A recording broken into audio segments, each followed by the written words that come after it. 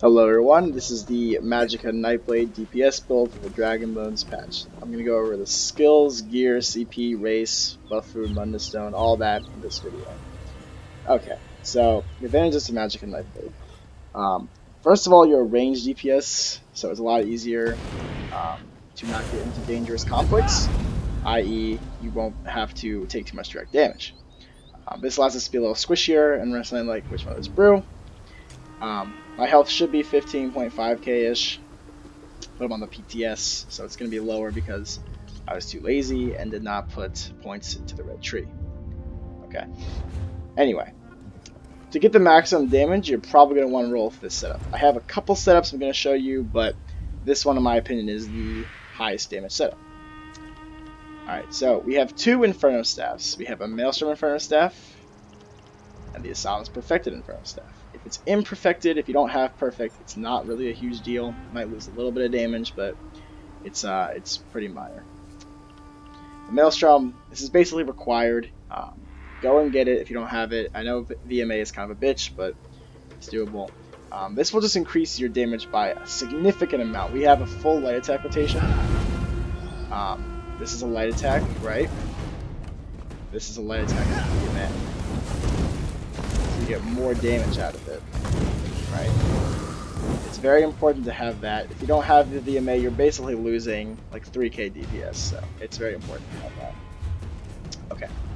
The reason we don't run a shock staff in the back bar, you could for AoE and for heavy attack trash balls and such, but you're better off with Blockade of Fire. It does a lot more damage than Blockade of Storms, and most importantly, we're also a Dark Elf with this build.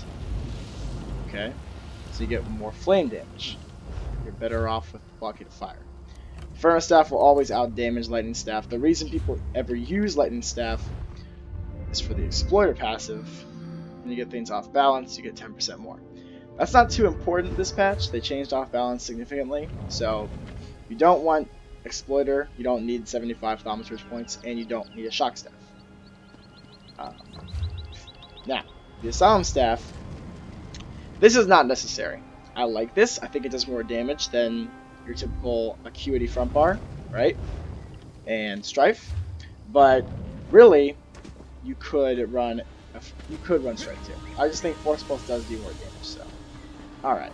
So, into the actual gear setup. Like I said, the staffs, but we have 5 Acuity on the body. Okay. Then we have 2 pieces of Master Architect on the body and 3 on jewelry. Now, why this setup? So, Nightblades, both stamina and magic, get a crazy passive, right? With Assassination passive, they get 10% more critical damage. That's a lot. It's a really big amount. That's like having Minor Force for free. Couple that with Acuity, you're going to have basically over 60% crit, okay, as an average. And you also get nice burst in like Execute and other things, so it's really just a great set. It outperforms Julianus, it outperforms pretty much everything. Go ahead and get that. It's easy to craft. Grab it. Master Architect, it's a little harder to grab this, okay, but it does do a lot of damage. And the reason it's great is we have Soul Harvest, very cheap ultimate for 70. Whenever we cast Soul Harvest, we get 15% more damage to dungeon and trial monsters, which is basically everything important, and the target limit too, for ourselves and for 2 close allies. We get this back all the time. You can actually have over 50% uptime with this, which is really crazy, honestly. It's extra good on Nightblades because it's just cheap ulties, and with Catalyst passive, you can get your ultimate back really quickly. So, yeah, I would definitely run that. If you wanted to run fully ranged, like in a fight for example, Ethereal Archive, the mage fight, you could run Burning Spellweave. Acuity, so it would just be Spellweave, Spellweave, Spellweave, right? And you would just end up using Destro ulti as your ultimate. Not a huge difference. The Architect is better for the group, and you always want to use it in a melee fight. On to skills. On the front bar, we have Force Pulse. This is our main spammable, okay? So when our dots are up and such, this is what we'll be using in between. Impale, very strong execute. Very, very powerful. Pretty much your hardest hitting ability. It's about type of spectral bow, but very hard hitting. Use this at 25% and below in place of Force Pulse. Crippling Grasp, decently strong dot. It's not the best, but it's still just extra damage, and there's no reason not to slot it. It's also important to have here on the front bar if you run Force Pulse for the siphoning passive, which gives us 8% more magic. So we need that on the front bar. Alternatively, you could run siphoning attacks here, Crippling Grasp here, and Twisting Path here, but it makes it a little bit longer on the back bar, and you don't really want that. On the back bar, well, actually I should probably go over this first. Inner Light, we have 5% magic, right? It's important. Get Major Prophecy. Ends up being 7% with Mage's Guild. Merciless Resolve. Get Minor Berserk, which is nice. But more importantly, is when we get 5 heavy attack or light attacks, we're going to be doing light attacks. You can fire a Spectral Bow, which is a very strong ability. It's basically as strong as Impale. Destro Ulti, it's nice for AoE and trash fights. It's also good for starting a boss fight, but we don't use it more than once on a boss fight. Now, it's here in case you want to use Funnel Health or Soul Soul, right? Because then you need the Destruction passive Ancient Knowledge from Fire Rage. But if you're going to run Force Pulse like I do, you could also run Meteor here. I still prefer Fiery Rage for its AoE. On the back bar, we got Blockade of Fire. This is obviously absolutely essential. Maelstrom Staff. It does really good damage in its own right for one thing, but we also need it for the buff. Burning enemies take 20% more, which is also very strong because we can get a decent burning uptime with Force Pulse and Fire Enchants. So we can actually get some serious damage out of this. Twisting Path, pretty strong dot. It's getting a little bit of a nerf next patch, but it's not huge. Still very strong. Keep this up. LA Drain, that's for target dummies. And you want to put it probably over Inner Light and Maelstrom. But you'd run Harness Magic here instead if you're in a group, because LA Drain should be provided for you by a healer. Rearming Trap, this is not necessary. I think this is very good if you're in melee range, which, you know, honestly there's a bunch of fights where you are, like the Storm Astronaut in AA, some HRC fights. If you're ever going to go ranged though, like a fight where you have to be ranged, you definitely want to know Light here. But if you can go melee, I think it's worth the slot. It's pretty nice. Siphoning attacks, this gives us more sustain. You get more Magicka. It's also nice for healing. Let this run to 0 before you reapply it, because you can get 4k magic back. Soul Harvest, this is pretty much one of the most important things we have. It's pretty hard hitting. I mean, it's 14k without a crit. And you get 20% more damage on the target for 6 seconds, which is really strong actually. But most importantly is that we get ultimate back really quickly on the back bar. The passive that it has, while slotted, anytime you kill an enemy you get 10 ultimate, that's nice. But it's also only 70 ulti. Combined with Catalyst, we get Master Architect. This is how we keep Architect uptime very high. Okay, that's skills and gear. Champion points. In this tree, you need 30, 31 points in Spell Erosion, doesn't really matter. You could use less than this if you have a really optimized group. If you're playing alone, I would keep it at 30-ish. You're never going to need like more than this, but if you need less, coordinate with the raid leader, figure it out. Elemental Expert, we have some decent elemental damage here. We got Fiery Rage, Elemental Blockade, Flame Enchants, Light Attacks, all that stuff. Elemental damage. It's good to have some points here. Health Port. This is our highest because crit, as we said, we're focusing on that. We want this to be very high. With Mechanical Acuity, it synergizes very well. You don't want to just completely dump everything into here, but it is very important to have a good amount of points here. And you can play around with this. It's not set in stone. None of this is set in stone. It's, at the end of the day, it's your character. This is just what works for me. 60 Master at Arms. Again, Nightblades have a lot of direct damage. I'm going to show you a combat metrics parse that I pulled earlier to show you where your damage comes from and why the CP looks like this. Staff Expert. You want 5 here. You don't have to have it. You could redistribute it perhaps to Arms, Thaumaturge, maybe Expert. Not really Erosion, but perhaps Elfhorn. I think the 5 is nice though. It gives you a little bit extra bang for your buck on light attacks. It's nice to have. Thaumaturge. You don't need that many. You still want, you know, maybe 10 to about 18%. I think 14 is a good compromise there. Dots are still a pretty strong damage for Nightblade, but it's less important actually for once, and most builds are very dot based, but for once, Master at Arms and Elfborn will actually give you more. So that's the blue tree. Play your outfit as you want. I'm going to show you a quote-unquote rotation for this build. It's the reason I say it like that is because there is no real rotation. There isn't just some cast these abilities, then cast these abilities, and then repeat. It's not really like that. As with most classes in this game, dynamic rotations will give you a bit more damage to a lot more damage depending on the class. Magicka Nightblade, straight up, is the hardest rotation in this game. It has a lot of complexities to it. You have to keep track of a lot of stuff, including dots, buffs. It's very difficult. But that's not to say it's impossible, or that you can't learn it. It's when you figure it out. I consistently hit about 41 to 42k on the PTS with max CP and all that. On the high end, I've hit about 44.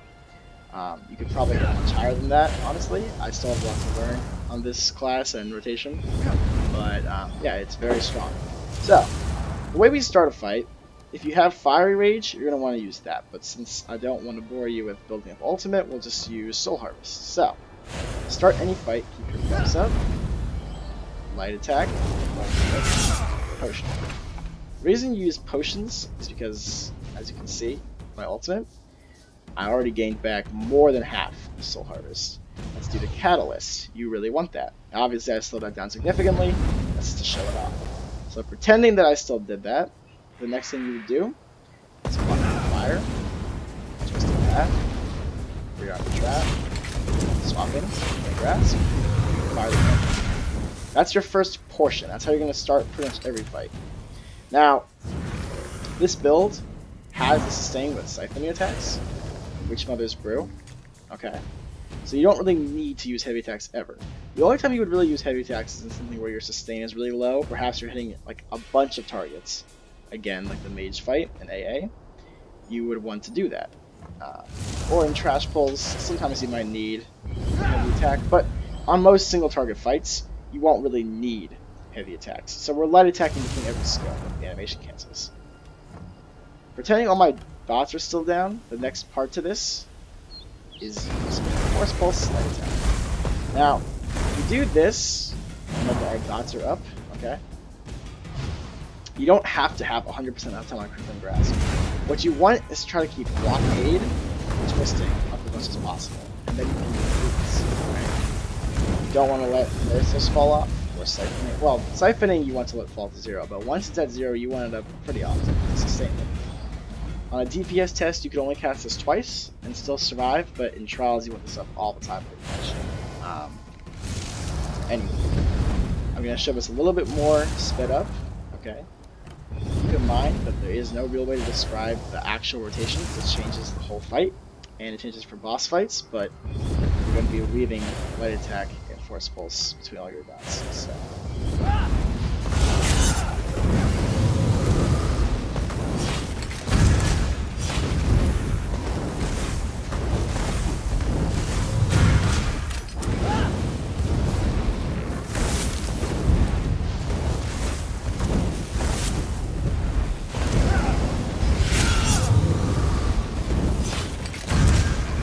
That's basically the general gist of the rotation. Obviously I messed up a little bit there, but that's mostly because I wasn't starting from full health on the dummy, or from anything like that.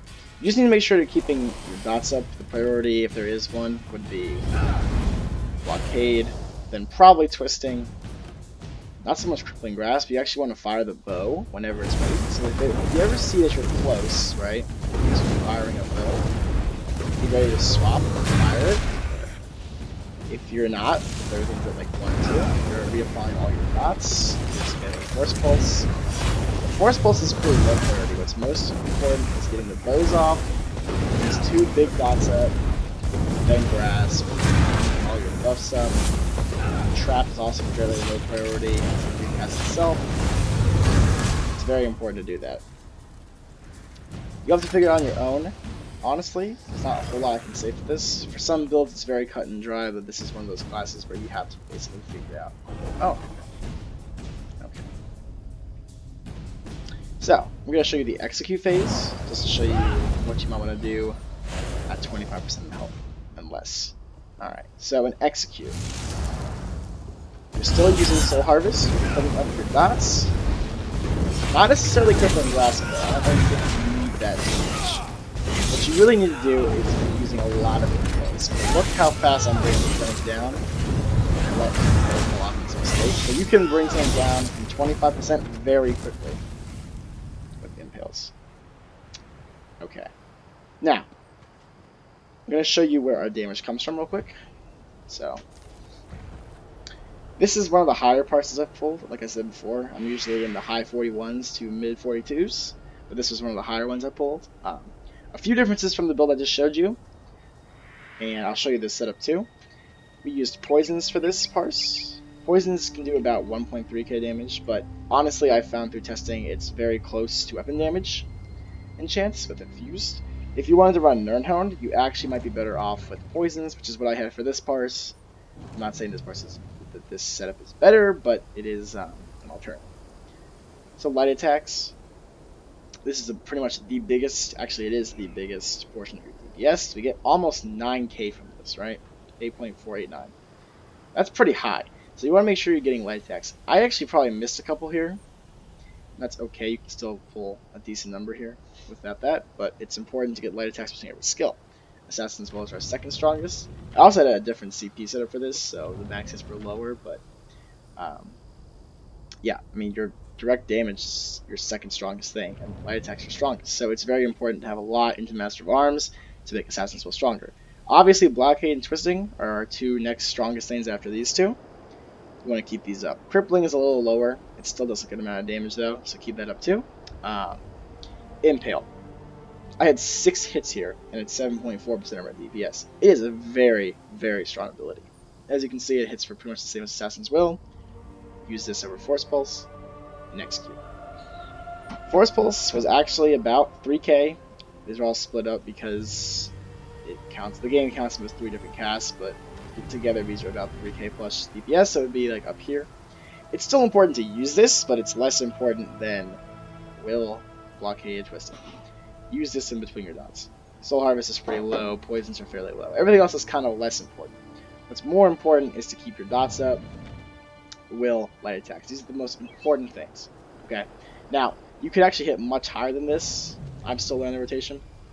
44k is decent. It's not too great. It's actually fairly low. You could probably hit 46. But yeah, it's very strong. Ultimately, that's about it. I can show you one last gear setup if you don't like this. This is more of a beginner setup because it's a little less reliant on mechanical acuity and a clean rotation. The less clean rotation to begin with, you might want to run something like this. So you can run 5 pieces of Architect on the body, right? 3 pieces of Willpower, which is easy to get from guild stores, okay? Architect's a little hard. You can get Burning Spellweave pretty easily if you don't run Trials yet, and run that on your body. Zahn is also hard to get, and so is Vulcan Scoria, but you could run a Lambris here. The point is you could run a monster set here, okay? This allows you to run a monster set, and you can still run the Asylum Staff. This is a nice, easier setup. It pulls consistently, pretty high damage. It's actually fairly close to the mechanical acuity setup, but it's just kind of easier. You have more control of what happens. It's less reliant on crit. You might want to change the CP around a bit, but it is pretty nice. The final thing, as for like staff traits and enchantments, you could put a charge up enchantment here if you wanted to. I think fire is nicer for raid because usually mag source will provide the lightning damage, but if there's like a lack of lightning damage in the group, you could run a charge weapon too. Infused versus nirnhoned here, it really doesn't matter. If you're not running poisons, I think infused is a little better. If you run these poisons, damage help by X, which is double damage. Nirnhoned is better because infused is useless with poisons. Infused here is also going to give us the most damage. Anyway, I hope you liked this. If it's helpful at all, let me know. If you have more questions, please let me know as well. See you next time and have a nice day.